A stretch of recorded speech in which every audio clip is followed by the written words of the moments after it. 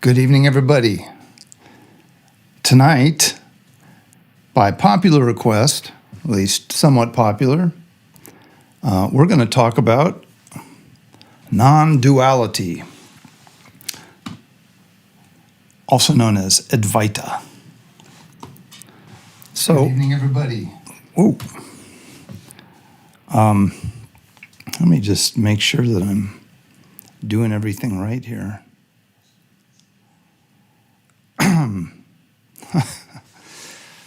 All right.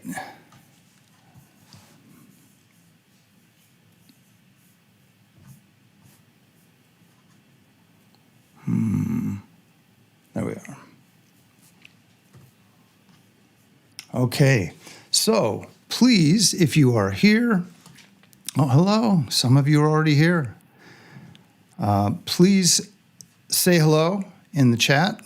I know that some of you reached out to me about this one tonight, and you had some questions that you want me to get to, and I did see, at least I saw some of them, so I will try to talk about that. This is a juicy, juicy topic, as you'll see. And we have, hello, Carl, hello, Mike, and Lori.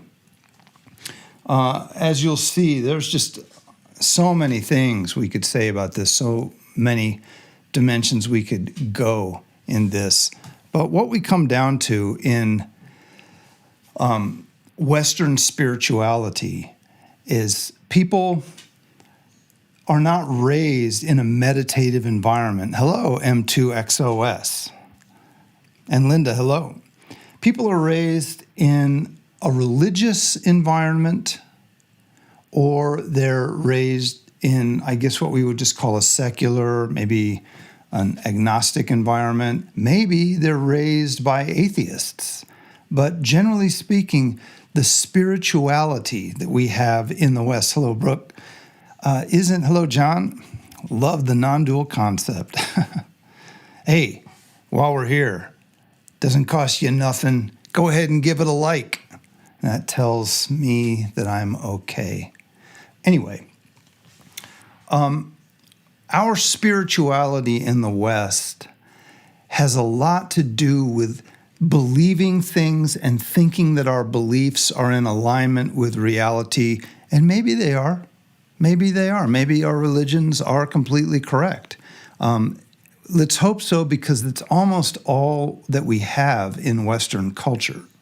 But if we go back a long, long way to the kind of early human history and prehistory, hello, Karen, what we find is there was kind of a population of people. Sometimes this is put in the, it's northern India. I can't remember what the Brahmaputra River Basin, something like that. But 3,000 years ago, 4,000 years ago, maybe even 5,000 years ago, there was a new activity, or an unusual activity, that began to happen and has developed seamlessly since then. It started in that area in India, probably northern India. And what it was people taking an interest in their own mind. Now, these may have been people who also ascribed to local religions, but they may not have. They may just have been people who were introduced by their elders to the practice of beginning to use the mind to look at itself, or an introspective examination. And this culminated in what we in the West call meditation practice. And meditation practice comes to us in a lot of different forms these days, but you can sort of say that meditation, I'm sure if some people might listen to this and they might disagree. I'm not an expert, but really there aren't many resources for anyone to explore the deep beginnings of meditation, because they're prehistory and we just don't know. But as far as we can tell, meditation was formalized and magnificent 2,500 years ago. So around the same time as the classical age of Greece, Plato, Socrates, and so forth, and 500 years before Jesus Christ. So meditation practice wasn't beginning 2,500 years ago. It was complete. And what we have today is a transmission of something that was complete all the way back then.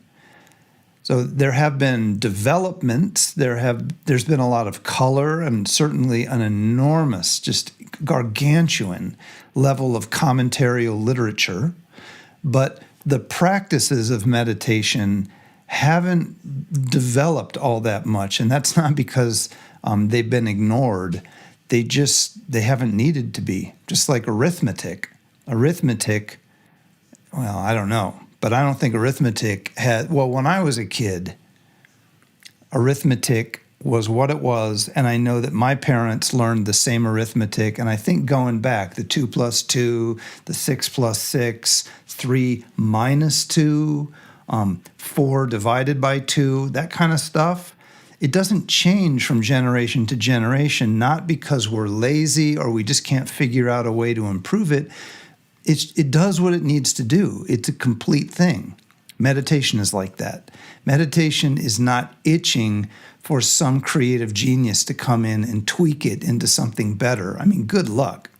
And the reason that we can say that is because meditation does what it's supposed to do. And we see this in the evidence of cultures that pass it on. And what it does is astonishing. It really is hard to imagine that there would be a higher purpose to a human life than what meditation provides. But we don't understand meditation in our culture, so all these things sound a little far-fetched. But where we look when we look to the early origins of meditation are two groupings, cultural groupings that contained and preserved and transmitted meditative tradition. And those are what we can call non-Buddhist and Buddhist sources. Now, it sounds like I'm giving preference to Buddhist sources, and I guess I am. I mean, I don't want to say I'm biased because I deeply love both of these traditions. Buddhism is far and away the most pervasive form of meditation you're going to find in the world. Now, there are a lot of non-Buddhist meditators, mostly in India, but the meditation traditions that crossed borders and established new cultures and communities, if you as a Western person who speaks the language that I'm speaking, English, it's going to be much easier for you to find Buddhist meditation because one thing it was really good at was crossing boundaries and introducing new cultures to its apparatus of transformation. But the non-Buddhist traditions are hard to call by any particular name because there are so many of them. Now, we could call them Hindu traditions, but they don't want to be called Hindu traditions. So we have various forms of meditation that are not associated with the Buddhist tradition and are very strong and very, they're pure to themselves, and they do very similar things. And some of them do, it seems to me, they do the same thing. And so that's where we get into our topic tonight. Meditation begins for most people by taming the crazy mind. We have to tame the crazy mind. There's nothing profound about that. That's never going to lead to any type of transformation of consciousness. It's just work that has to be done. You could think of someone who's maybe been convalescing for several years and they have atrophy in all of their muscles and they just can't get around very much, but they have an aspiration to go on a hike. They want to hike a mountain or they want to hike the Appalachian Trail. Well, they can probably do that, but they're going to have to spend some time rehabilitating their atrophied muscles. That period of time is going to bring them up to a state of fitness, which will then allow them to engage in the adventure that they want to engage. Meditation practice is like that. When we Western people take up the path of trying to transform our consciousness through insight, we are at least in the position of someone who has been bedridden for years and wants to go on a strenuous adventure. Now, we don't know that. We're not really schooled in the realities of what the mind is and how the mind can or cannot enter into this journey of transformation through consciousness. But generally speaking, the mind needs a level of fitness that's substantial. When the mind is fit, and also the subtle body, the subtle energy body, which we have, but we don't talk about it in the West. Other cultures just take it for granted. That's why we have Chinese medicine. That's why we have needling practices. That's what Qigong is all about. It's ways of working with the prana, nadi, and bindu, the inner structure of what we are, which should be said, at least, in the context of me talking about it, these are important, subtle aspects of what we are, but they're not that big a deal. They're not more important than your digestive system. They're not more important than your lymph nodes. They're far out because we don't know anything about them, and they're very subtle, and we want to imagine our chakras and things like that. But we're talking about essentially a subtle nervous system. We're not talking about something that's super valuable all on its own. Our body and our subtle body and our consciousness together are very valuable because of what they can do. So,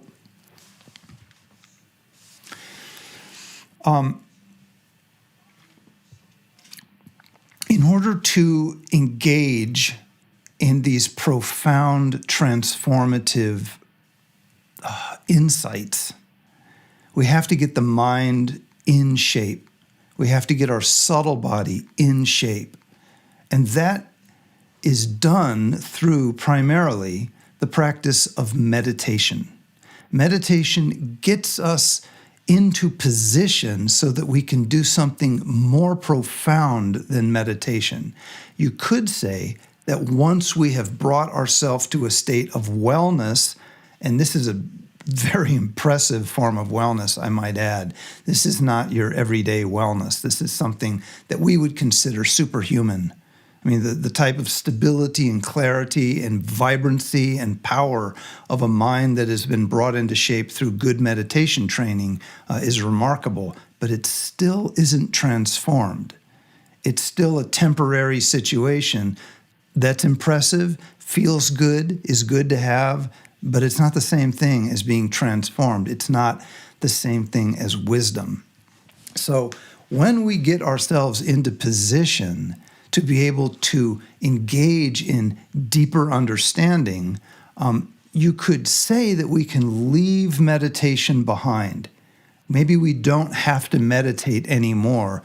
We move from that point into what is called this is Buddhist language, by the way, just to be clear. I am speaking right now from Buddhist language and ideas. We go from meditation into what's called non-meditation. Non-meditation means that we don't need to tame the mind. We don't need to do anything. We have all the fitness and stability necessary to do the profound transformative thing. And the profound transformative thing doesn't exactly involve meditation. It involves what's called in both Buddhist and non-Buddhist sources recognition. We are learning to recognize an aspect of ourselves which has characteristics that are truly different than what we have always taken ourselves to be. What we actually find is, as it's always said by those who go on this journey, we find what we truly are. Some people call this the great self. Some people call it Buddha nature. Some people call it wisdom. Whatever we call it, through positioning ourselves to be able to engage that subtle aspect of what we are, we can tip into it, and it becomes what we are. It always was what we are, but because we didn't recognize it, we took other things to be ourself. And so this journey has a lot of cultural support, both in Buddhist and non-Buddhist stuff. We, as Westerners, this is all so new to us. I know some people will say, oh, no, we have mysticism and these other things. And I understand that people think that maybe the Christian tradition or the Jewish tradition have elements of this. I don't think they have elements of this. I think they may have elements that are quite profound and meaningful, but I don't think they go this far. I think that India and the Buddhist and non-Buddhist practices of transforming consciousness, I think they're unique. So maybe I'm wrong, but I really would encourage people who want to think that every culture has this. Are you sure about that? I don't think you're going to be so sure about that when you really start looking into this. Something massive happened on Earth in the human realm, but it happened in India a long time ago, and it has just been pumping and spreading across the world, but its source is India. Its source isn't just everywhere. So there are a lot of controversial things when we talk about what we're talking about tonight, because people have deeply held beliefs, and I guess I have deeply held beliefs too, so I'm probably going to get myself in trouble, which is fine. Bring it on. So, the topic tonight is not meditation exactly. It's more the fruit of meditation. It's the fruit of training. It's the big beginning of insight that transforms a confused human being into a wise human being. And the discovery, the thing that is recognized, is called Advaita. Advaita means not two, non-dual. So non-duality here is already a deep concept. People get into non-dual teachings, but they don't necessarily have the framework for even understanding, well, what exactly are we talking about? What is non-dual? When we talk about non-duality, whether it's Buddhist non-duality or non-Buddhist, which is usually called Advaita Vedanta, the Vedanta teachings of the non-dual tradition, or sometimes these are Shaivist teachings. Shiva, the practices associated with Shiva, very old, very profound stuff, very impressive stuff.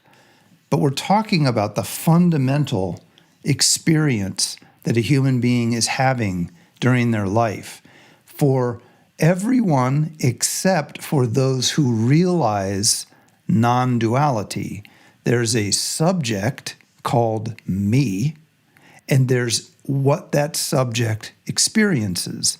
So I have these papers in front of me with my notes. I am looking at this paper. That is a dualistic perception. I am looking at this. You could say my eyes are seeing this paper. That's also a dualistic experience. But the key thing is that this person right here, Jeffrey, if Jeffrey believes that Jeffrey is a self living in a world of others, and other, the experience of me seeing things, I have a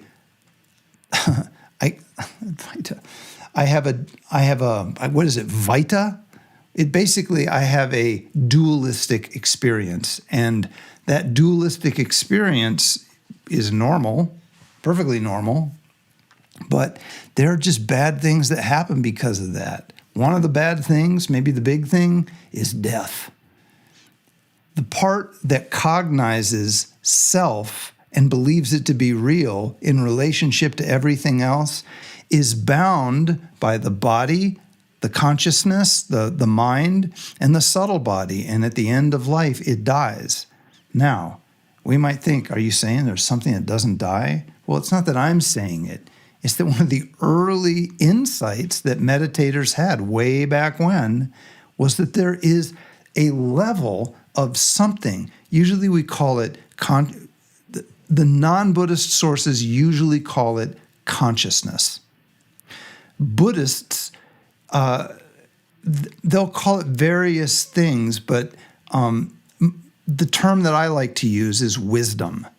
Buddha nature, jnana, wisdom. There is an element within our experience right now which doesn't change. It's not something that's in the mix of things coming and going and rising and falling, coming together, dispersing. It's beyond that. It's beyond karmic causes and conditions. It is empty of being part of the changing world. One of the terms for it is the changeless nature. The changeless nature is the part of us that doesn't die. But there's no ego, there's no sense of personal self in that changeless nature. So it isn't as if we can get into that, we can live forever. Nope. The body's going to die, the memory bank's going to die, the subtle body's going to die. All of that stuff is going to die. But what you truly are, according to non-dual teachings, what you truly are was never born and will never die. Far out stuff, super far out stuff, and almost so far out that we would just dismiss it as a bunch of silliness, except that we have 3,000 years of incredibly impressive human beings that have dedicated their lives to this and have realized it and then taught and passed it along. And we don't just have a few, thousands, perhaps millions of people have made this discovery, and they all say the same things about it. There's a consistency of language among those who learn this stuff. It's just impressive. That's a very impressive thing to me. So, Advaita means the non-dual reality of what we are. It's something that any of us can discover, but it won't happen on its own, with one exception, and we'll talk about that. So tonight, I have a little outline for you. My wife told me, you know what, you should tell people what you're going to talk about rather than just talk. It would be helpful. So I did. Tonight we're going to talk about what is non-duality, and we just did. Then we're going to talk about where it comes from, and we're sort of in the midst of that. And then we're going to talk about non-Buddhist sources, and then we're going to talk about Buddhist sources, and then we're going to talk about the challenges that come with these teachings being available, because believe me,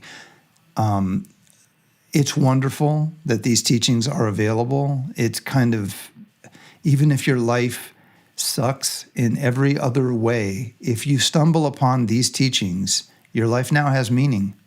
And no one's life has ever had more meaning than yours. So if you encounter these teachings, something fantastic has happened to you, but it is far, far easier to misunderstand and misuse these teachings than it is to understand them and realize them.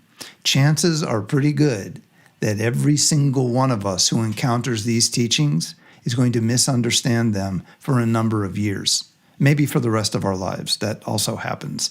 And the antidote is that someone who understands this path, a teacher, in Sanskrit, the word would be guru, someone can help us discover and recognize our own non-dual nature. So a teacher is absolutely essential, with one exception, and we're going to talk about that in a second. And that one exception, by the way, is why there's so much controversy these days.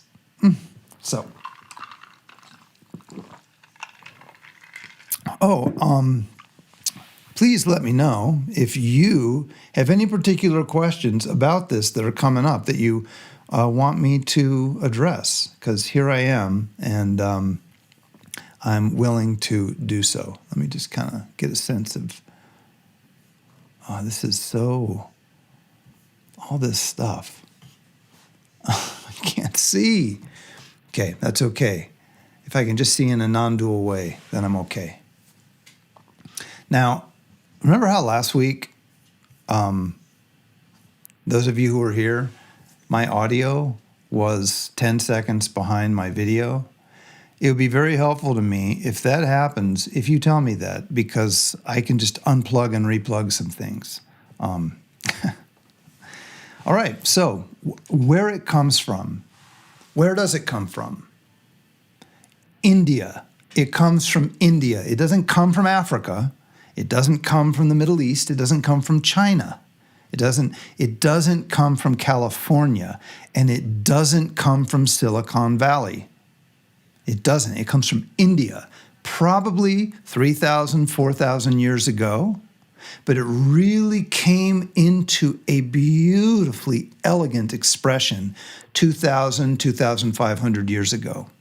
It isn't owned by any one tradition, so Buddhism doesn't own it, and non-Buddhist traditions don't own it, but they all have their own culture and systems of supporting this stuff and teaching it so that you, the student, can realize it, and they're excellent. So, you don't have to be you don't have to be a Shaivist. You don't have to be an Advaita Vedanta practitioner. You don't have to be a Buddhist. You could be any of them. But the truth is that you need to be at least one of them, because we'll get to that. Wait, hold it. Here in the challenges section. The challenges section should raise the hair on the back of your neck a little bit. So where it comes from India. But it doesn't come from a place on this earth. It comes from the insights of those yogins who discovered it. It comes from a lived, realized experience that upon having it, when one has it in a real way, it transforms a human being in a way that is tangible to those who know them. They have no fear anymore. They have kindness coming out of them. They have far-seeing wisdom.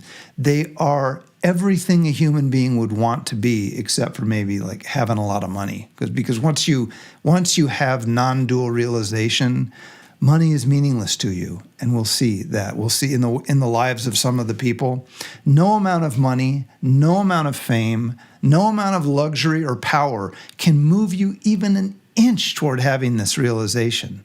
So if your goal in life is to have this realization, you just need enough. You really just need to protect yourself from getting involved in a bunch of stupid things. Because honestly, there are more ways in this life to waste time than there are to use time well. But if you don't stumble upon something as profound as the non-dual teachings, you don't really have any reason to do one thing more than something else except for what you personally want to do. I think I want to engage in art. I want to be a musician, or I want to have a yacht. That's fine. If you haven't discovered a deep set of teachings, well, then just do whatever you're going to do, But once you do discover the reality of these things, that stuff is meaningless to you. You're shocked that you ever were settling for something so worldly and crude and vulgar. So don't be vulgar, be enlightened. So now let's move on. I guess I'll tell you a little bit about, I'll tell you a little bit about my story. I was 22 years old. That was a long time ago. And I was studying Greek philosophy in school. And I had been exposed to the counterculture of the 1960s and the interest in, things like Be Here Now, Richard Alper, Ram Dass's book, which sort of introduced the world of the 60s to kind of post-drug spirituality. Like for all of you people who've already had your mind blown by LSD and everything else, you may be wondering, well, it seems like there's a deeper, more mystical world out there. Drugs showed me that. Where do I find it? Well, he had that same experience. He and Timothy Leary had their big drug adventures, experiments, and Richard Alpert went to India. I don't really know the conditions of it, but he went there to sort of find people who might know something about this without taking drugs. And guess what? He found them. He found a lot of them. Let's go back to here.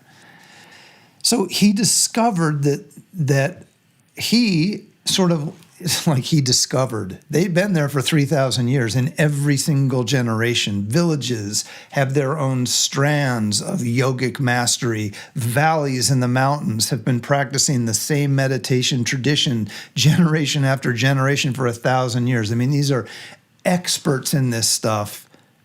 But Richard Alpert, Baba Ram Dass, discovered it. And he wrote this book, Be Here Now, which sort of turned everyone on to, hey, there are these enlightened yogis in the Himalayas, and we're all going to do their thing. And after that, there was this steady stream of some people coming from India to the West, sort of like the Beatles went from the UK to America to get rich. Well, there were a lot of meditators who did that. They came here and they set up shop and they became famous gurus, and their students were basically hippies who wanted a drug-like experience, and so the teachers kind of got into that. Unfortunately, it didn't produce any enlightened people that I'm aware of, but it was still happening in India. There was also a steady stream of people who went from the United States and Europe and other places to places like Bombay, South India, and various places where meditation traditions were found. But then a lot of them went to Nepal, where they met, the great yogis of the Buddhist tradition. So in my 20s, I had been exposed to all that, but I didn't really understand the importance of meditation. My uncle kind of did it, but he explained it to me as like a dimension of yoga, and yoga seemed cool to me, but I didn't really understand I just didn't get it. Jimi Hendrix seemed like a very far out spiritual guy, and so I was kind of more interested in that type of spirituality, the electric guitar, the flamboyant colors, the kind of cool stuff.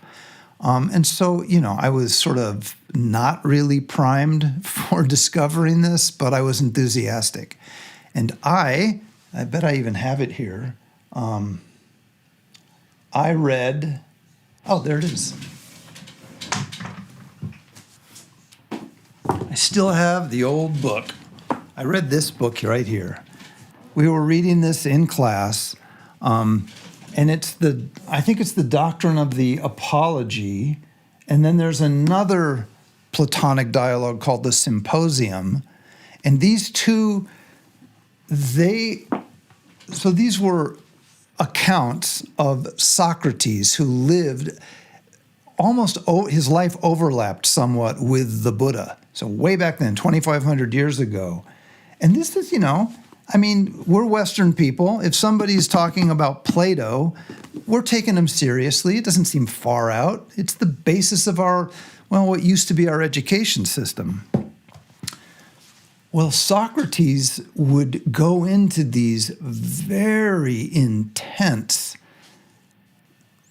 like fits or seizures of concentration, where he would just stop and be still with his eyes gazing into the distance.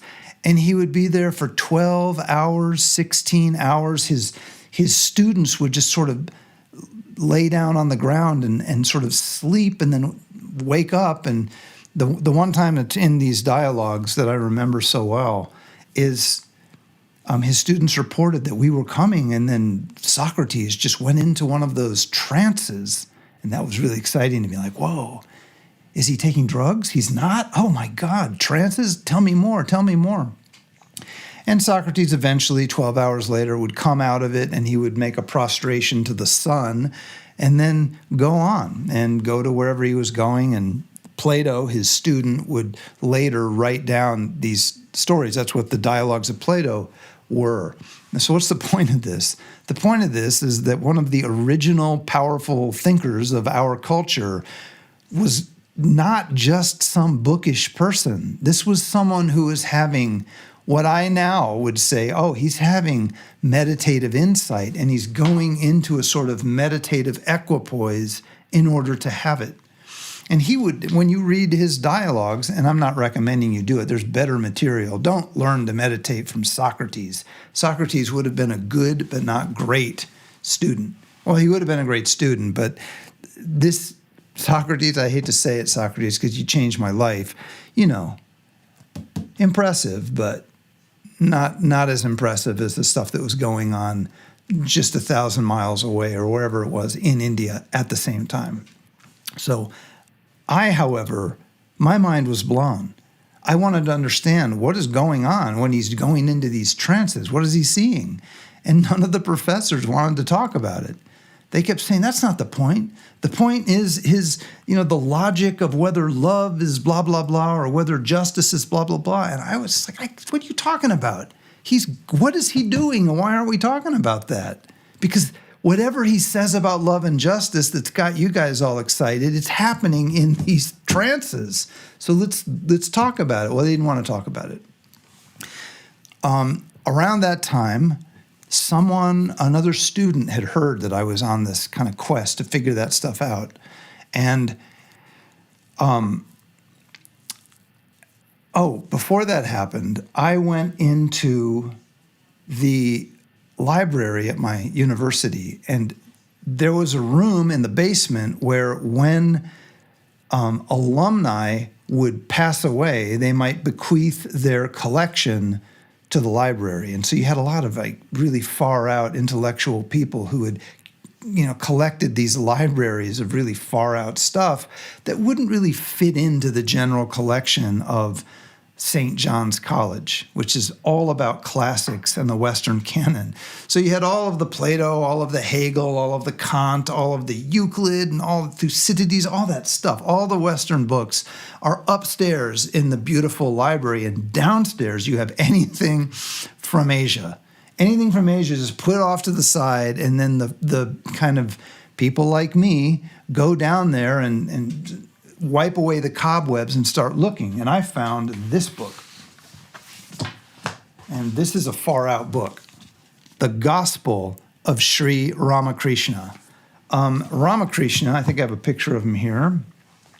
Ramakrishna is this guy. No, that's Vivekananda. This is Ramakrishna. Ramakrishna was a figure in India in the 19th century who changed the world. Looking like that, he changed the world. This was a guy who spent half of his life in the same types of things that Socrates did. Only this guy went deep, really deep. And he was probably the most well-known spiritual person in India during his lifetime. Now think about that. That would be like being the greatest guitar player in Nashville. If Nashville had 1 billion people and everyone plays guitar and you're the top guitar player in Nashville, that would be like Ramakrishna. But we're not talking about him yet. We're gonna. Anyway, I found this book and I started reading this book, and it blew my mind. I was reading about things that were very well described. This is just like Plato wrote about his teacher Socrates, but Socrates didn't write anything. Well, the Gospel of Sri Ramakrishna, which is a funny title. I mean, it makes it sound to us like the Bible or something. These are the writings of one of his chief students, Mahendranath Gupta, who was, I think there's a really cool picture of him in here. I probably won't be able to find it. But one of his students, who was a physician who just happened upon Ramakrishna, heard about this person and went and visited him, was so taken with him that he decided to become his biographer, sort of, and he wrote down accounts of every single day of Ramakrishna's last 3 or 4 years. From the time he woke up, everyone who came to him, everything he did, all of the discourses. And so it's very faithful. It's completely reliable. There's no fabrication, I'm sure, in this. This is good stuff. And this is mind-boggling. According to any kind of Western anything that I'd ever learned, people like this aren't real. People like this is too fantastic to believe. Well, it looks pretty real to me. I'm reading this. I'm in my early 20s, and I'm like, oh my God, this is not possible. Is this possible? Well, I was very lucky because Ramakrishna is taken seriously. Ramakrishna wasn't a kook. He was bizarre, really bizarre, but he wasn't a kook. So I'm reading this stuff, and my mind is just being blown. I really don't know what to do with my life at this point, because if this stuff is real, why am I reading Aristotle? Who the hell cares? I mean, this is just playing around with ideas in the mind. So what? If this stuff is real, that's what I want. Well, a friend of mine, this is where the friend comes in, because when you're passionate and you're young and you're learning about this stuff, you have friends, you know? It's when you're just reading about Aristotle that you don't have any friends. So this happened to everyone of my generation, and it's probably still happening. So someone finds out that I'm interested in, I didn't know this, but I'm interested in Indian spirituality or Eastern mysticism. Both of these are new terms to me. Indian spirituality. Eastern mysticism. And he says, oh, well, you got to read this book. And he gave me this book. This is probably the book that started it all for most of the people who are doing anything Indian. Autobiography of a Yogi is the autobiography of this person, Paramahansa Yogananda. I say sort of because there was an autobiography that he wrote, but it was revised and made into a fantastic spiritual story again and again and again. So there are many editions of this. Each one gets more and more fantastic and more a little pandering to people. This isn't a rigorous book. It's a fantastic read, especially when you're young and you're looking for meaning in your life. But one of the things that I saw early on is he's talking about this guy. He's talking about Ramakrishna. So Paramahansa Yogananda is talking about Ramakrishna and Ramakrishna's main disciple, Vivekananda. And I'm beginning to piece together that, whoa, something happened around 1900 where there was an explosion of powerful spiritual people in India that was kind of felt around the world.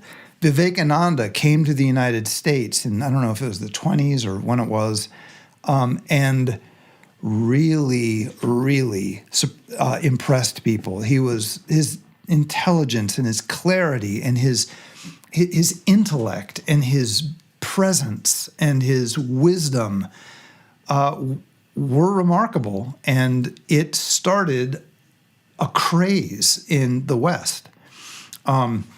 And look at him. Look at this guy. I mean, if you saw this guy, you'd stop and go, wonder what's up with that guy.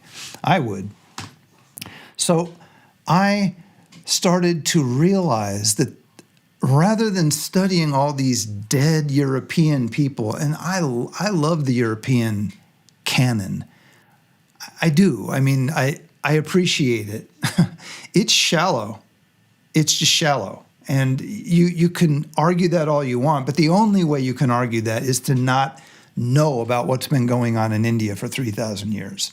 So I'm one of those people who I was an instant convert. As soon as I understood what had happened in India, I just couldn't take seriously anything that was going on in the universities that I loved and I still love. And I still kept in it. I mean, I still kept studying it. There's no reason not to. I mean, I'm still reading Plato, actually.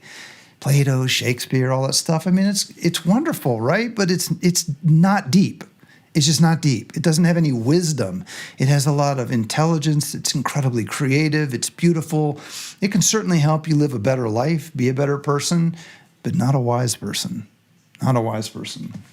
Because the West had to get that from somewhere else. And it did. And that's why we're talking tonight, you know? I'm not talking about just silly stuff here. And you tune out. If I was just saying the same old stuff about neuroscience and whatever, come on, there's deeper stuff. So now so I followed that. I wanted to understand who these people were. And I started to hear names or read books where I would realize, okay, that sounds like an important person. And, you know, I'm young and stupid, and I'm thinking, so I wonder if Gandhi is one of these people. Because he's the most famous Indian person I knew. And as it turns out, no, he wasn't a sage like that, but he was someone who deeply respected. I think that the opening quote in the Gospel of Sri Ramakrishna is Gandhi saying something about Ramakrishna. Ramakrishna was just such a powerful figure. But Gandhi did go to meet some of the other people that we'll be talking about. And so I started to put together this evidence that it wasn't just like some amazing individual existed. It was a lot of them, and they weren't all doing different things, and they also weren't all doing the same thing. They didn't necessarily know one another. India was producing enlightened people. The enlightened people had just always been a part of India. We don't have that. The West doesn't have this. The West doesn't produce enlightened people. It doesn't. India does. And any place that India influenced, like China and Japan and Korea, Tibet, Sri Lanka, all of those places, and then someday, of course, the West, those places, yes, they've also produced enlightened people. You want to know why?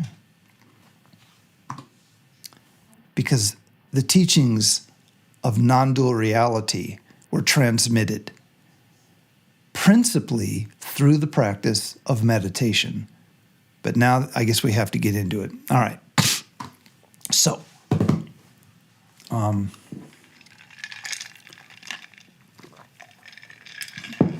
what's our outline? Non-Buddhist sources. I'm just going to stop with my story because when you're streaming on YouTube, I don't see anyone. I have no idea if people are bored or what's going on, and I know that I could just talk about my story all night long. Probably be good for the algorithm, but it might bore you. So I had a great time learning about all this stuff, and I did end up finding that these non-dual teachings, which are very profound, needed to be presented to me by someone who had actually accomplished them and would help me accomplish them. And I met many people who are like that, and every single one of them shared the same conviction that it's virtually impossible to actually understand the non-dual teachings without meditation. So, where are you going to learn meditation? I mean, I guess you could learn meditation in a non-Buddhist world, but I really would have to ask, why? Why? They are the best meditators in the world. They're not the only meditators. I get that. There are definitely amazing meditators in the Advaita Vedanta tradition. I mean, look at Swami Sarvapriyananda, he's the head of the Vedanta Society in New York City right now. He's just incredible. When you listen to him teach, I think he's my age, this is a meditator. I mean, this guy is a meditator. There's no doubt about it. But if you're trying to learn meditation, I don't know how to put this. It's kind of like if you want to be a guitar player, let's just do this. You want to be a guitar player, you have an option. You can either go to Cleveland, or let's just say you could go to Anchorage, or you could go to Nashville, or you could go to Austin. You want to learn how to play guitar and you want to meet other guitar players. Anchorage, it's probably beautiful, or Austin, or Nashville. Well, if you don't know, because you don't know anything, you're just going to go wherever you want to go. And then you're going to end up with 3 people who play guitar in Anchorage, because Anchorage, I think they don't have any guitar players. That's the thing about Anchorage, isn't it? Or maybe not. Well, I don't really know. But I know that they're all over Austin. Stevie Ray Vaughan came from there. And I know they're all over Nashville. So you probably would go there to learn guitar. If you want to learn meditation, just learn from a Buddhist teacher. Just do it. You don't have to become Buddhist. You can learn meditation from a Buddhist teacher and then be whatever you want. They're the best meditators in the world. I'm sorry to say that. I know some people probably don't want to hear someone say that. But anyway, I'm going to edit that out. So let's talk about it. Let's talk about the non-Buddhist sources. So, non-dual teachings they're the culminating insight. They are what tip you from being an ordinary person into being someone who is truly wise and is not afraid of death. Now, that's key. It's not that you have an attitude of being fearless in the face of death. It's not that.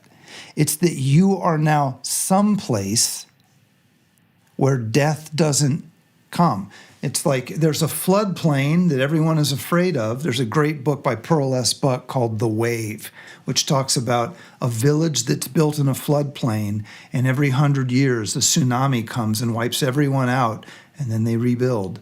And then a tsunami comes and wipes everyone out, and then they rebuild generation after generation, because it's a village of fishermen and fisher people, and they have to be near their boats. But over the years, in a monastery in the mountains, the monks and nuns pay attention to the cycles, and they go through the village hitting a gong right before they believe a tsunami is going to come. And so the villagers put their children in the care of those in the monastery up in the mountains. And it's the story of a child who is taken up into the mountains, and then a tsunami comes and wipes out their parents and their homeland. Well, the tsunami of death wipes everything out, but it doesn't go up into the highlands of non-dual awareness. So meditators, they think to themselves, maybe it's true, maybe it's not true, but if it is true, maybe that's what I'm going to explore. So they do. And when you do this, you are beginning to navigate an extremely intricate system of habitual identification through your sense perceptions and your thinking, which we call the mind. And the mind operates with me and everything else. I am hungry. I am going to eat this. I feel threatened. I'm going to defend myself. Dualistic perception is essential for us because it's how we survive.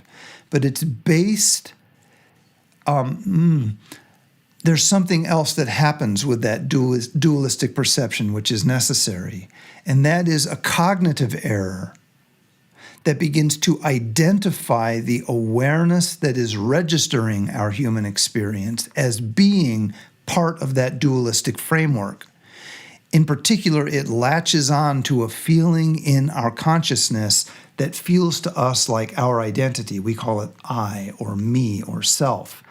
And what's going on there is there's a pattern of tension which pulses all day long throughout our life, where awareness is not able to see that. Awareness is sort of pulled in and contracted into that feeling of self. And we have a very small experience of just me and the world.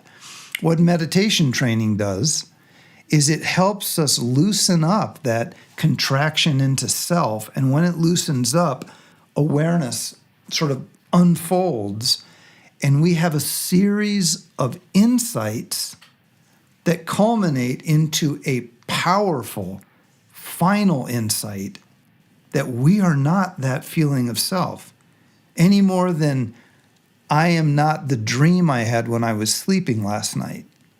That was a thought pattern that was in my mind.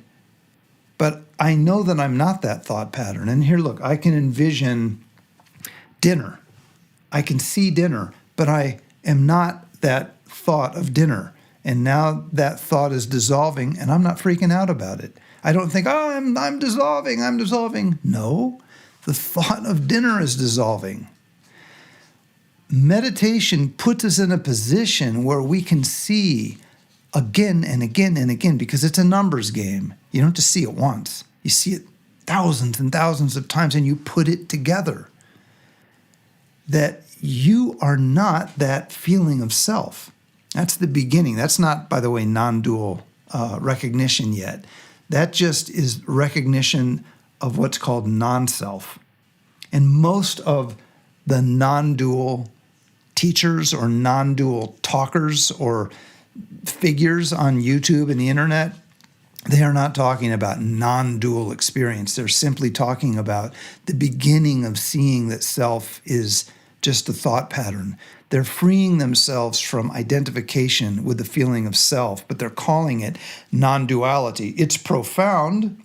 What they're doing feels profound to them, so they give it a label that is a profound label, but it's kind of like calling, like I could call my cat a lion. It's cute, but it's not real. The cat's not a lion. If a lion came into the house, all hell would break loose, especially with my cat, who would, he'd probably admire the lion and want to be treated like a lion from that point on. Oh, yes, Karen, I know. There are great meditators in the Shaivist tradition, and we're going to talk about some of them. Well, actually, I don't know that we're going to talk about any of the meditators, but again, I want to be clear. I'm not throwing any shade on the Shaivist tradition. I started, before I was a Buddhist practitioner, I was what would be called a Kashmir Shaivist practitioner. I was really moving into that, and then I became a Vedantist, a Vedanta practitioner, and only after being in that for a few years did I feel like, I don't know, I want to learn more, and the sources are not as accessible, and that's when I started to encounter Buddhist teachers. I, for some reason, had a kind of thing about Buddhism. I didn't really like it. I wasn't drawn to it, especially Tibetan Buddhism. I was like, get out of here. I have got no interest in that. And now look at me. So the way that we as a culture seem to have discovered the non-dual teachings is a mixture of non-Buddhist sources and Buddhist sources. The original contact point for non-dual teachings in the West, I think, was, like I said, this guy, Ramakrishna Paramahansa, an absolutely mind-bogglingly transformed person. This is the sort of person that was very hard for people to be around because the vibes coming off him were intense enough. And if he touched you, or if you touched him, people would just go into kind of like a shock. And I know that sounds cooked. I know that sounds crazy, but this is so heavily documented. And he basically was like this picture. He was sort of in this world and sort of not in this world. And he inspired the largest monastic order, I hope my figures are right, in India, called the Ramakrishna Order of Monks. Ramakrishna had definitely realized non-dual awareness. And he taught all kinds, he taught all of the Indian systems, but by the way, never studied anything. This was a person who had no schooling or anything. He was just a village kid And he put everything he had into his spiritual practice. And by the time he was 20, something had happened. And he died at 50, and it just kept getting deeper and deeper. He's viewed in India as an avatar or an incarnation of the divine. That's a Hindu concept. Buddhists don't talk like that, but I can't imagine that any Buddhist would not think of this person as maybe he was a Buddha, which is the final stage of realization according to Buddhism, but he was clearly a very high bodhisattva, just very, very powerful person. And this is the book, by the way, The Gospel of Sri Ramakrishna, which is good reading. Anything about Ramakrishna is good reading, but again, he was very eccentric. His student, Swami Vivekananda, is amazing, much clearer, much more like a force of nature that can keep up with anyone. He's kind of, I don't really know who we would compare him to, but the sort of person who, a keynote speaker type, just extremely put together. So these two set in motion a curiosity in the West in the early part of the 20th century. So people were interested in this stuff, and they were ready to hear more. And around that time, people started hearing about this person who is called the Sage of Arunachala. Arunachala is a mountain in South India. And this is where we have this guy. I kept saying that there's one exception. Everyone needs meditation in order to achieve non-dual wisdom, and everyone needs to have a teacher. But the problem is Ramana Maharshi. And there is no problem with Ramana Maharshi. He just doesn't fit the mold. Ramana Maharshi has got to be one of the most enlightened people I've ever heard of. And all you have to do is read. Here's a book. He didn't write any books, really. People just recorded his discourses. But this is someone who, when he was 16 years old, and this is where we have a lot of copycats who are trying to have this story be their story too. But when he was 16 years old, after no particular interest in spirituality, I think he was mostly interested in soccer, he started to have a panic attack at home. And let's see, Ramana Maharshi was born in 1879, so this would have been 1895, something like that. In 1895, he had a panic attack, and he began, I don't know, he was interested in soccer. Was that what he would have been interested in? Cricket. I think it was cricket. To an American, cricket and soccer are the same thing. But anyway, Ramana Maharshi at 16 started to have a panic attack, and it started to get worse and worse, and he hadn't gone to school yet, and he was alone in his family home, and he started to become deathly afraid of death. And he laid down on the floor, and this is where the big thing happened. He describes it too. You can read about it. It's fascinating. He had a deep, maybe you would call it a dissociative event, but what he was having was a powerful awakening through the stages. And when he came out of it, he was transformed. He looked around and realized that he no longer belonged in this world. He didn't know who he was or what he was, but he wasn't the kid that his parents thought he was. So he took his tuition money for school, and he saw, I'm probably getting the details wrong, but he saw a picture, he'd seen it before, of the holy mountain of Arunachala in southern India somewhere. And he just decided that he's going to go to that mountain. And so he pays for a ticket on the train. He goes to Arunachala. He walks to the mountain from the train station. He finds at the foot of the mountain, he finds a little, there are temples all over India. And he found a little decrepit temple. He went in, sat down, and he slipped into a meditative absorption that lasted something like 2 or 3 years. People found him, kept him alive by feeding him, putting food in his mouth, And after a little while, a couple of years, he came out of this absorption, and there was a community of devotees built around him. He remained silent for another 10 years. And at some point in his 30s, he began to talk and he began to teach. And he taught the purest Advaita Vedanta teachings.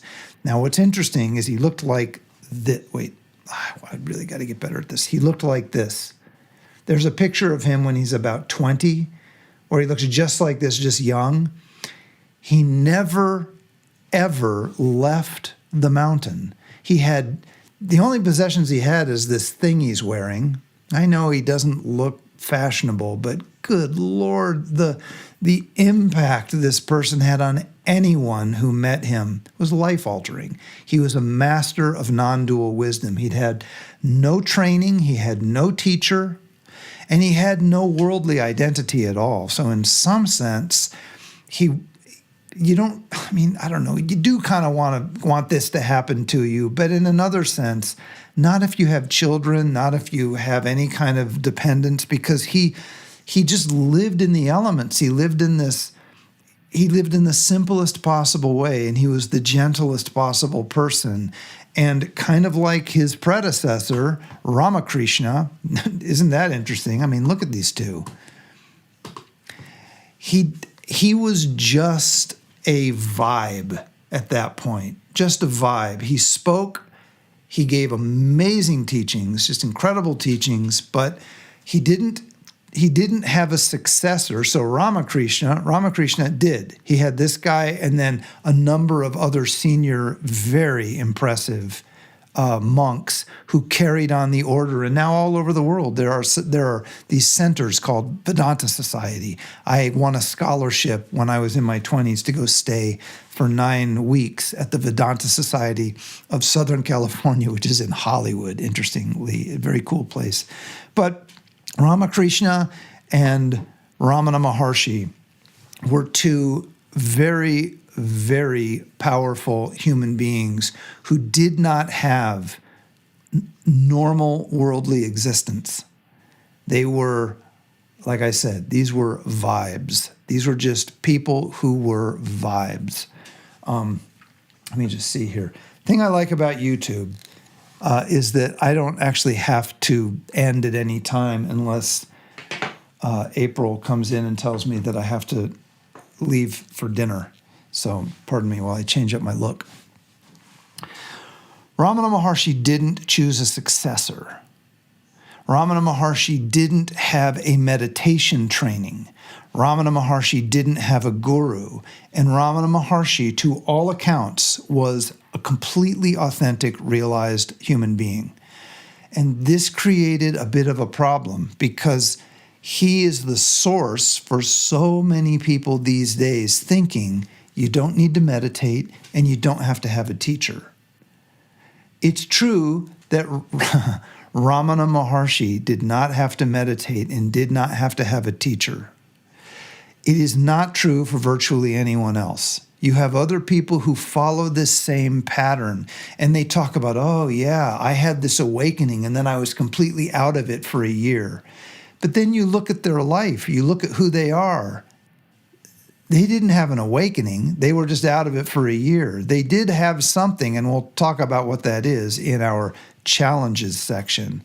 People like Ramana Maharshi are the rarest sort of human being there is. They are people who just become awakened. That's not going to happen to anyone watching this. I'm sorry to say. I wish it happened to me. I wish it happened to me. I was ready. I was already in my 20s. I was like, probably it won't take much longer. Probably I'll be enlightened soon because I'm doing all the stuff Ramana Maharshi said. I don't need to meditate. Meditation is for, losers, frankly. I'm just going to become awakened. Well, I gave it my best. And I like to say that I wised up. I know that a lot of people feel like, nope, you don't need to meditate. You don't need a teacher. Okay, well, we have to agree to disagree there. So Ramana Maharshi died in 1950. He was 70 years old. He looked exactly like this in the picture up until his death. He was surrounded by devotees. There is absolutely no dirt on this guy. This is the most inoffensive, benevolent, gentle human being that you'll ever find written about anywhere. Everyone who came in contact with him described basically the same thing. Their mind would go completely silent, and they would just get this vibe coming off him, and he might say something, but essentially he was giving you his teaching. It's called darshan. He's transmitting the natural state of non-dual wisdom without having to use words. Ramakrishna was able to do that like nothing, but he was also able to do it by touching people. And the stories of this are incredible. Just people would just be asking him a question, and he'd just reach out. He'd be sort of in this stupor, and he would just touch someone. Or sometimes he would just reach out with his foot and touch someone, and they would go into something. And then it happened so frequently that people would gather around in case they fell. And then when they came out of it, they'd sort of give them water and help them get back. But you don't mess with these people. And not that anybody was messing with them, but these are transmitted teachings. They're not things that really, in the non-Buddhist tradition, there's a lot of what's called transmission or shaktipat. It's a vibe that comes at you, but there are also vibes that can come at you that have nothing to do with this. I would say probably that's what Osho was all about. Maybe I'm wrong. But the life story of Osho doesn't read like the life story of an enlightened person. This guy was an enlightened person. But no one got to see him. The hippies didn't get to see him because he died in 1950. So he had all these people who wanted to learn this stuff, and they're traveling to India and they're hearing about, Ramana Maharshi or Ramakrishna, but they're all dead. So what are you going to do? Well, if you were a hippie or you were a pilgrim in the 1970s or 60s, if you were early, you went to Bombay and you went to see this guy. This is Nisargadatta, usually called Nisargadatta Maharaj. Nisargadatta Maharaj was another totally awakened dude. But unlike Ramana Maharshi, he did have a guru. I don't have a picture of his guru, but his guru is a really cool-looking guy. His name was Siddharameshwar Maharaj. And he gave him a basic teaching, which is often called, you look for the I thought. You turn consciousness back and ask the question. This is the same thing, by the way, Ramana Maharshi taught. You look for the self. And when you have a feeling of self, that becomes an object of observation, kind of. It's a type of meditation. They don't necessarily call it that, but Buddhists would say, yeah, of course, you're using what we would call the seventh consciousness as a meditation object. When you look at the I thought, like, who am I? Oh, there, okay. You stay with that. What happens there is all the rest of the mind quiets down. It's like a gang comes to threaten you. And the leader, you can pick out who the leader must be. And so you stare at the leader in the eye and you spook the leader. And all the other people look at, and it's like, oh my God, this guy's spooking the leader. So they all disperse, and now it's just you and the leader. But let's move away from the gang analogy, and let's talk about the mind. When you look at the I thought, the feeling of I, we call it the klishtamana, so the afflicted mind, the mind that thinks it is real, me. This is me, I feel me. When you look at that, everything else quiets down, and you will begin to see that it is a fluctuation. It's not something that is permanent. It doesn't continue. It's a coming together. And after a while, you see that and you recognize that the self that you've always thought was you isn't. If you are able, what happens then is the awareness that was seeing that recognizes itself. It recognizes itself awareness sees awareness. That's non-dual awareness. There's no part A and part B. It's just part A sees part A. So it's kind of, it seems like, how could that be? Well, it's very difficult to describe it in language because language is dualistic. But we can still use language. We just have to understand these are experiences within meditation. Now, Nisargadatta, in my read, and by the way, this is his book, by the way. Everybody should have this book. This is my personal copy of I Am That. This is my single most read. Look at this. I mean, I have had this since I was 22 years old. I've probably read this more than any other book that I have. These are just like the notes of pages to go to have my mind blown. I keep this by me whenever I go. He's not Buddhist. I'm Buddhist. I take this with me in all my retreats. I want to be buried with this, or maybe cremated with it. Or maybe I could, maybe April can sell this to the highest bidder if it's out of print at that point. Nisargadatta was amazing. One thing about Nisargadatta, though, is that he practiced. So remember him, Ramana Maharshi became an enlightened master without ever meditating. It's amazing. That's really amazing. Ramakrishna, I mean, you don't get more enlightened than Ramakrishna. You don't get more realized and profound. This is kind of like, this is Mr. Big in so many ways. This dude was a yogi. This was a meditator. He had gurus. He would not support any notion that you can wake up without a guru or that you can wake up without serious practice. And then, of course, someone breaks the mold. But it's not going to happen again. I mean, this is the kind of thing that we hear about this guy, but it's not going to happen again. It's like a once, I don't know, there's probably like 3 people who just came across this live stream who also became completely enlightened without meditating, without a guru, and they just see how pathetic I am, but I doubt it. Okay, Ramana Maharshi broke the mold. Nisargadatta, now, he's very special to me because I know many people who met him, and he was the earliest connection I had to an enlightened person. I didn't meet him. He died in 1981, I think. But he taught up until the end, and it was all through discourse. But he would introduce you to that practice that we just did, looking for the I thought. And then he would tell you to stay with that. Don't let it go. Now, that's the same thing that someone like me is going to teach when we teach like Yogacara meditation or the beginnings of Mahamudra. It's the same thing. We don't use exactly the same language, but when you look at what he's saying in a book like this, he's telling you to enter meditative stability on this.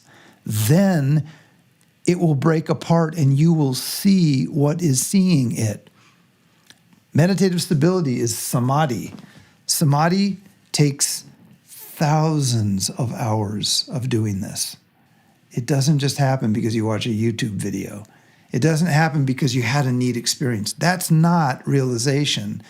It's a glimpse. It's an inspiring glimpse, but it's not enough to start a YouTube channel about your awakening.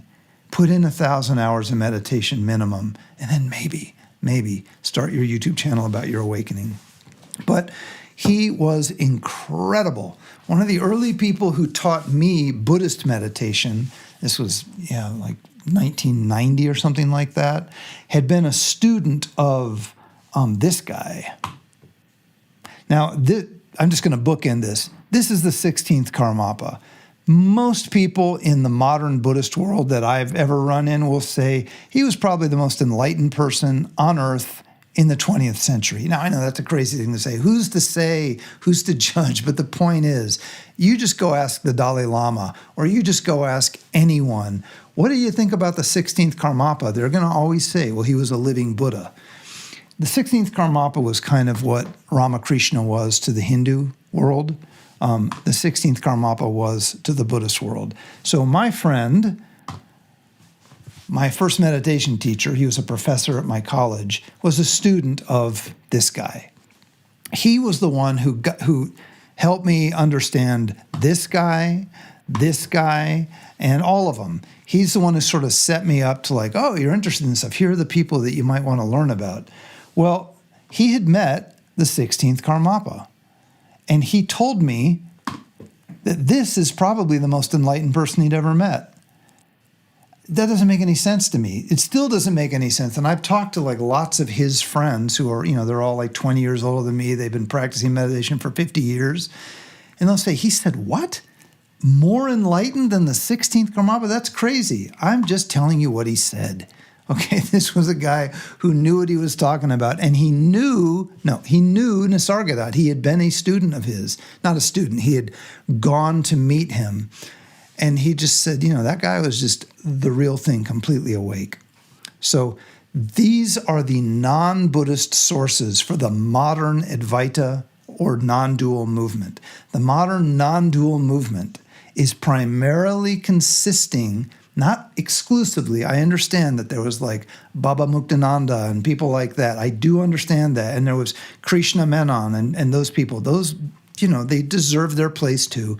I just can't speak from any experience of them, but I'm aware of them. But what I would say is that most of the people that I've met in my life who are non-dual people are coming from him. If they're not coming from him, they're coming from him. But they're not actually coming from either of those people. They're coming from people, and this is the problem, who claim to be students or in the lineage of those two. And that's not true, because neither of those two passed their lineages on. So there are a lot of people out there claiming to have a lineage that they don't have. And that doesn't matter to people who don't know how any of this works. But to someone who does, that's a huge crime. That's the equivalent of what we in the West call stolen valor. They are claiming to either have done or been associated with something that means something. If you're a student of Ramana Maharshi, I want to know about you. I mean, my God, you're a student of Nisargadatta, and he passed it on? He gave you permission to teach me? I want to know you. But he didn't. They didn't have students. It's important to know that. So when you're listening to a non-dual teacher, they very typically have this photo right here on a little table next to them. If they actually say that they're in the lineage of Ramana Maharshi, just get out of there. Just get out of there. You're with someone who's making stuff up. If they just put the picture there and they talk about how wonderful he is, well, that's not so bad. He was wonderful. Maybe he's their inspiration. But just understand, they didn't learn from him. Because, first of all, he's been dead a long time. But this is such a powerful human being. This guy's influence is just massive. And I would recommend, Buddhist or non-Buddhist, learn about Ramana Maharshi. It'll make you appreciate your life all the more. And then learn about this guy. Read this book right here. These are my recommendations. But hey, we just got going. We've just begun. I know that some of you are probably like, this guy is going on forever. But that's the thing about YouTube. Now we're going to talk about Buddhist sources. Now here's the interesting thing. The most accessible to you as a Western person, just the most available and well-represented non-dual teachings, in my opinion, are the Buddhist teachings. And the benefit of those is that the teachings on non-dualism can be given to you, but the people who give them to you know what happens when those teachings enter you. You might have a little experience, and that's good, but it's nothing, really. It's nothing. You didn't just wake up. You didn't just see your non-dual nature. You think you did, and it's their job to give you that experience and then affirm that you've had the experience. But they also are going to tell you, you had the experience, but not really. You have the seed of that experience. What may have happened is your mind may have been dispersed for a second, and you had an experience of awareness, that's legit, but that's not enlightenment. It feels like enlightenment. It feels like a very, very big deal. You might have an experience of the emptiness of self, but it probably isn't going to last a full day. The whole thing is going to come up again. But don't despair. The fact that you got those non-dual teachings, whether or not you had an aha moment, you are now ready to begin meditation practice at the highest level. And you're going to have to stabilize your mind into a continuum of clarity and stability so that you can begin to work with that teaching that you got. Buddhism is expert at this. When you start understanding what comes about because of non-dual teachings, when you really get it in your head, like what's the upside of this? Are the stakes really that high? Well, they're the highest stakes of all. They're the very stakes of existence, and I mean, it's like, yes, this is the culminating thing that the human being is capable of. And if you have an interest already, do you really want to mess around with someone who's claiming without any evidence to have had that experience and to be a legitimate teacher of it? Do you just want to listen to someone on YouTube? No, you're too smart for that. You want to find what's called a lineage. A lineage. A lineage is a sequence of people who have authentically been trained and realized this experience, just like him and him and him. So you want someone like this, but you want them to be, first of all, alive so you can talk to them and meet them, and you want them to give you the body of instructions that you put into place so that you can begin to move in that direction. And you want to be able to return to them in a year and say, hey, I've been doing what you showed me, and this is my experience. What should I do now? And they'll say, oh, very good. Now I want you to blah, blah, blah. And then you start working with instructions. These awakening experiences, or this reality that is available to you, is high-stakes stuff. You want to succeed. You don't want to be the next Ramana Maharshi who never had to have a teacher and never had to meditate. It just happened to him. He won the lottery. He's the lucky one. He's Neo in the Matrix. Yes, he was real. It happened, but it's probably not something to bank on. This is a non-dual master. This is someone who taught thousands and thousands of people. He was a student and friend of this guy who I just said, people say this was the most enlightened person of the 20th century, the 16th Karmapa, the head of the Karmakagyu lineage of Mahamudra. And this is a book. This guy, right? This is a book. How about that? This is a book. Anyway, back to this guy. The Karmapa, just to give you an idea of how special this guy was. And you're not expected to believe this. I mean, Western people are not going to believe this. I'm not even so sure where I am with it. This guy died in 1980. But this book right here, this is the masterpiece of non-dual meditation. Mahamudra, the ocean of definitive meaning, the Nedang Gyatso is what it's called. This guy wrote this book in the 16th century. That's right. This guy who died in 1980 and was born in, I think he was born in 1920. How could he have written this book in the 16th century? Well, obviously, he's one of those reincarnate lamas.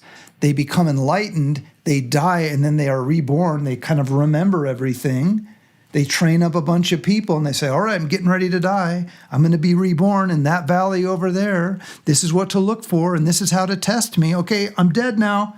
And then they're like, oh, God, we got to go find him. And then they find him, and they test him, and the kid seems to pass all the tests. And then by the time the kid is 12, the kid is like him, totally awake, totally knows it all, has remembered everything, can just spin out books like this, just like he's freestyle rapping in Detroit.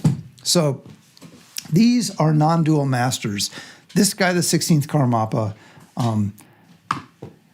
this is Tulku Urgyen Rinpoche. Tulku Urgyen Rinpoche is a master of non-dual meditation in the lineage of Dzogchen. Dzogchen is the real deal non-dual meditation tradition that if you're looking at non-dual teachings and you're listening to non-dual teachers on YouTube, that's great. That's sort of like getting the engines running. This is where you go next. Don't hang out in the non-dual movement. It doesn't have the support for you. It's not, especially if you're living in the West. I mean, I suppose if you're living in India, they have maybe just listen to the non-dual teachers and I don't know, live like an Indian spiritual person. But if you're living in a city in the West, no, you need more support than that. You have so many factors going against you. You need the big guns. Someone like Tulku Urgyen Rinpoche, this is his famous book. I talked about it last week, Rainbow Painting. If you really want to see what non-dual stuff is about, read Rainbow Painting. It's a book that changes lives. It's very advanced, but it's also very funny. And so Tulku Urgyen is a non-Buddhist 20th century master of non-dual teachings. Then we have someone you can meet because Tulku Urgyen died in 1990. This is his son. This is my teacher. I love this guy. I mean, I have like 4 teachers, but honestly, I mean, Soni Rinpoche, he's 59 years old. He's a master of non-dual teachings. He's available. You can ask him questions. You won't be around him very long before you realize this dude knows what he's talking about. This picture right here, this is what he's like. He's not arrogant. He doesn't think he's hot stuff. He's just helpful. And man, does he know what he's talking about. Is he this guy? Well, yeah, maybe. He's clear. He will show you the joy of the path. And if you're one of those people who thinks meditation isn't necessary, all you need to do is look back at the I thought, he'll set you straight. And you'll be smiling while he does. You'll realize you've been kind of getting ready for the real non-dual thing. So I wanted to just, I'm going to wrap up. I could go on and on. I mean, this stuff is so interesting, but it's really important if you want to get into non-dual stuff or learn more about it, or maybe I've said something where you're like, maybe I should study a little bit more rather than just thinking this person online who sits there and just asks questions and tells everyone that they don't need to meditate. Meditation is not necessary. You're already awake. Okay, buddy. If that were the case, then all of the enlightened people from the Buddhist traditions would have figured that out. We would figure that out. People put 30, 40, 50, 60,000 hours of meditation in place because the stakes are so high. And if it just weren't necessary, you think that these people on YouTube are the ones that would have figured that out first? No, they're the ones that don't know what they're talking about. So, Tulku Urgyen Rinpoche, M2XO is here. You can see his name on his book here. I think it's on the bottom, right there. Right there. Tulku Urgyen Rinpoche. Rainbow Painting, any book by him. But you know what? So this is the book by this amazing person. This is his son. He had 4 sons. They're all meditation masters. One of them passed away. Choki Nyima Rinpoche, Mingyur Rinpoche, and C.K. Choling Rinpoche, who passed away. They're all meditation masters. And this guy wrote this book and many other books. And this book, Fearless Simplicity by Sokni Rinpoche, and this book, Rainbow Painting, they're the same thing. I mean, these guys are just one mind. They don't have a whole lot of stuff. This guy is funnier. Tulku Urgyen is funnier for like the boomer generation, I think, who really knows Buddhism inside and out. He's hilarious. This guy is just, now, these are not just comedians. It's just there's so much joy coming off these people. They're funny. These are funny people. You definitely want to funny yourself up with some of these non-dual masters who do know that meditation is necessary and who do know that you, who wants to wake up to your non-dual nature, you need a teacher, and they know they got to be there for you. They will be. They understand how it works. They understand. They'll give you instruction. You'll go away and practice, and then you'll come back. Yes, you have to get in a plane. You have to get an Airbnb or a Verobe or whatever they are. It's not just going to fall in your lap. But if you make the effort and you get a legit teacher, a real teacher who has a lineage, they will work with you 10 years, 20 years, 30 years. Some of the teachers that I work, let's see, I guess all my long-term teachers are dead. But I met Sonny Rinpoche's younger brother I met in 2007. So I could go and ask him questions. And Sonny Rinpoche I see every year. You can do it. But you want to learn about this stuff. If you want to learn. If you're like, I don't really get this. I mean, show me what this is. How do I understand this intellectually? Well, books like this, no, not that. That's a good one. Different style, but good stuff. Books like Rainbow Painting and Fearless Simplicity are the types of things that are very similar to what Ramana Maharshi would teach. They just are the view. They just teach you the view, what it means, what non-dual experience is. They talk about the thing that's very difficult to talk about in a way that's so powerful that you start having the experience. Books like Rainbow Painting are considered by many people in the tradition to be transmissional texts.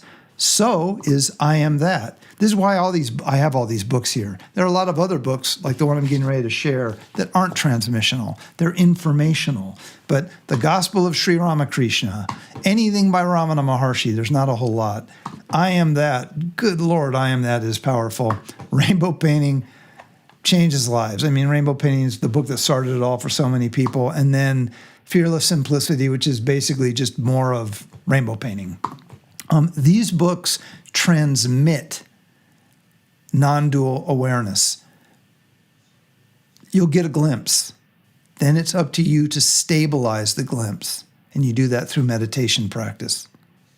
You do that through meditation practice. You do that through meditation practice. Meditation practice, in particular, the culmination of meditation practice, which is called samadhi, not the Hindu samadhi. Hindu samadhi is a little bit of a different thing. The Buddhist samadhi, completely stable, powerful, clear, vivid, present. That's the mind that can really work with the non-dual teachings that books like this transmit. Much better, though, don't just leave it to a book. Go to a teacher. Why not? There are a lot of them. Just look for people who teach Mahamudra or Dzogchen. Dzogchen, Mahamudra, those two traditions, it's all you're going to learn is non-dual awareness, the real way. But if you want to learn, one of the great masters, also a deeply, deeply realized person, is this man, Khenpo Saltram Gyamtso Rinpoche. He passed away a couple of years ago. I think he was 90. But this was, he worked for him. So he was like in the teaching core of this massive enlightened Buddha guy, the 16th Karmapa. So Khenpo Saltram Gyamtso was like the person who knew everything about the Dharma. This is the person who I got this book from, this incredible tome on everything Mahamudra, and this is the book that I'm showing you. Khenpo Saltram Gyamtso taught the intellectual basis that anyone without any previous understanding would study. And his main book, and I don't have a picture of it. Let's see if I can put it up here. Oh, that's not working. That might be working. Let's see if this works even more. Progressive Stages of Meditation on Emptiness. This This is the book that you look at how thin that is. I mean, what are we talking about? A weekend? Everything you need to understand the view of non-duality is in this book. And here's the thing. I'm going to say something a little bit crazy. Even the best non-dual teachers out there, and I don't want to say the names because I don't want to go to the line about these people, but there are, some very popular non-dual teachers. They have thousands of views on their channels. They're not the super popular pretty ones. They're more the they're older and they really mean business. And yeah, they've got some really good stuff. They do have some very clear articulation. I mean, I don't want to criticize them. They know what they're talking about. This text right here goes through the 5 levels of understanding what we're talking about. The stuff that those non-dual teachers are teaching is the 2nd level. That's it. Their whole big thing is the 2nd level. It's not the 3rd. It's not the 4th. It's certainly not the 5th. This is the 5th level. This is what a master of non-duality looks like. You just get crowns and stuff made out of gold fabric on your head, or you just look like that, or you just walk around looking like this. It's worth it. So, I've enjoyed this. Someone asked me to teach on non-duality and talk about it, and I just thought this is the best I could do. This has been a long one, and I appreciate those of you who stuck with it. I did get an email in about, is it appropriate or is it helpful to teach non-duality to older people, including, especially in this case, someone who has dementia? I'm going to think about that, and we'll talk about it another time. Non-dual teachings require intellectual presence. Unless someone has a little bit of this going on, where they're just ready. If they're just ready, they're probably not 80 years old and have never looked into this stuff before. If they're ready, they probably started their quest early in their life, But some teachings that come from the non-dual tradition, the Buddha nature tradition and so forth, are excellent for people as they're aging. That is the specialty of Soni Rinpoche. Soni Rinpoche has a way of teaching people once they realize their life is coming to an end. And that doesn't mean it's coming to an end next year. It means they might have 7 years left.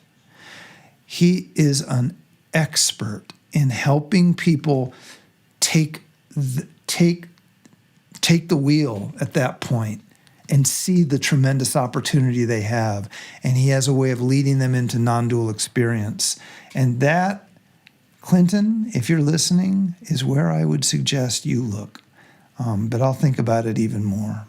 So, okay, everybody. Thank you so much for watching this and sticking with me. I know this is perhaps a controversial. No, I don't think it's controversial, but I have strong opinions. I'm biased. I think all these traditions are fantastic, though. And the ancient Hindu traditions, the Shaivist traditions, and the non-dual Vedanta traditions are amazing. It's where I started in my life. I'll never leave it behind. I have nothing but respect for this stuff. I love it, love it, love it. And the Buddhist stuff, though, if I just had to choose, well, that's where I would go. Okay, so I don't know that I'm going to be able to do it next week because we're going to be in retreat with one of our teachers, his eldest son and his older brother, Chokyi Nyima Rinpoche. We're going to be in retreat with Chokyi Nyima Rinpoche studying non-dual teachings. So we'll be in Northern California for a week, and then I think we'll be able to do it the week after that from an undisclosed location. But if you have any questions that you want me to address in the next live stream, this live stream will be posted on this channel. You'll just see it's the replay, and you can post a question in there. Hey, Jeffrey, here's one for next time. And I'll look at it. I'll get it. I'll write it down. And maybe that will be the topic for the next one. So thank you all so very much for tuning in. I wish you the very best. So, signing off here. Goodbye.